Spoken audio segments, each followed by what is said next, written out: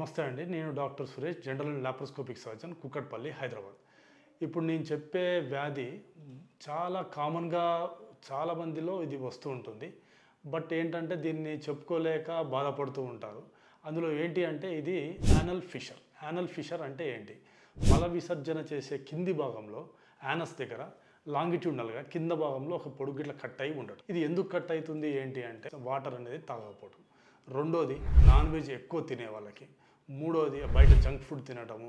ఇలా చేసే వాళ్ళకి ఇది ఎక్కువ అంటే మూత్రము ఆ మోషన్ అనేది గట్టిగా రావటం వల్ల ఆ కింద ఉన్న మ్యూకోజా అనేది టేర్ అయ్యి అది ఫిషర్ లాగా ఫామ్ అవుతుంది.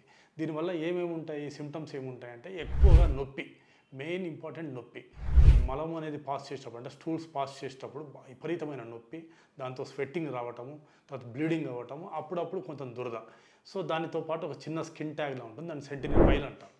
సరే దీనికి ఏం చేస్తాము అంటే మెయిన్ ఇంపార్టెంట్ మన లైఫ్ స్టైల్ మోడిఫికేషన్స్ చేసుకోవడం, వాటర్ ఎక్కువ తాగటము, నాన్ వెజ్ తగ్గించటము, తర్వాత బయట జంక్ ఫుడ్ అనేది తినకపోవడం ఇలాంటి చేసుకోవాలి. దీంతోపాటు ఇంకా కంటిన్యూస్గా పెయిన్ వస్తుంటే దెన్ మీరు డాక్టర్ని సంప్రదించాలి. డాక్టర్ సంప్రదిస్తే చిన్న ప్రొసీజర్ ఉంటుంది, దాన్ని LIS అంటారు, లేటరల్ ఇంటర్నల్ స్ఫింక్టరాటమీ అంటాం.